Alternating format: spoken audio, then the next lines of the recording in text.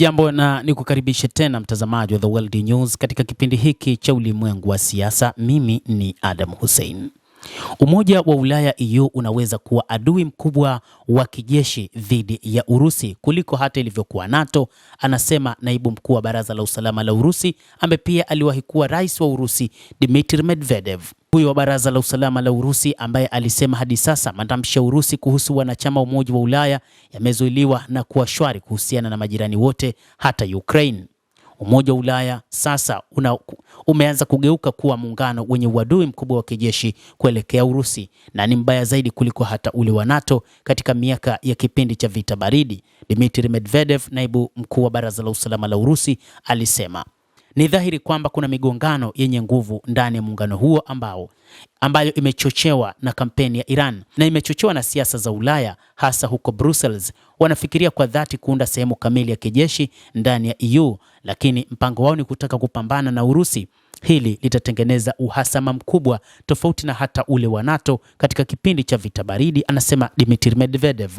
Lakini hii inabadilisha picha ya ulimwengu, Medvedev anaonya. Amesema hadi sasa Urusi imejipanga kutengeneza namna ya kuweza kupambana na adui yoyote ambaye ni kutoka katika nchi hizo za Ulaya ambazo zimeunda kile wanachokiita Umoja wa Ulaya EU. Hata hivyo, EU wakati huu imetengeneza kutokuwepo na utulivu katika eneo la nchi za Ulaya Mashariki pamoja na Magharibi, na hili linatengeneza uhasama na linazidi kuongeza uhasama huo. Lakini sasa kila kitu kinapaswa kubadilika. Sasa EU sio umoja wa kiuchumi tena. Inaweza kugeuka haraka kuwa muungano kamili wa kijeshi na wenye uadui mkubwa dhidi ya Urusi kwa njia mbaya zaidi kuliko NATO, mwanasiasa huyo alisema.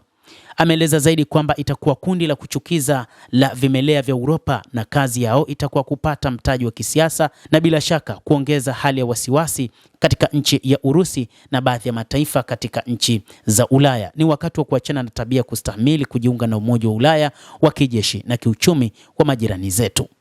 Hapa anazungumzia wa Ukraine pamoja na mataifa mengine ambayo ni nchi jirani na Urusi. Medvedev amesema kwamba Umoja wa Ulaya umeamua kutumia pesa nyingi kutaka kuifadhili Ukraine iweze kupambana na Urusi, jambo ambalo Urusi inasema kwamba huku ni kutengeneza uadui mkubwa wa EU dhidi ya taifa hilo la Kirusi.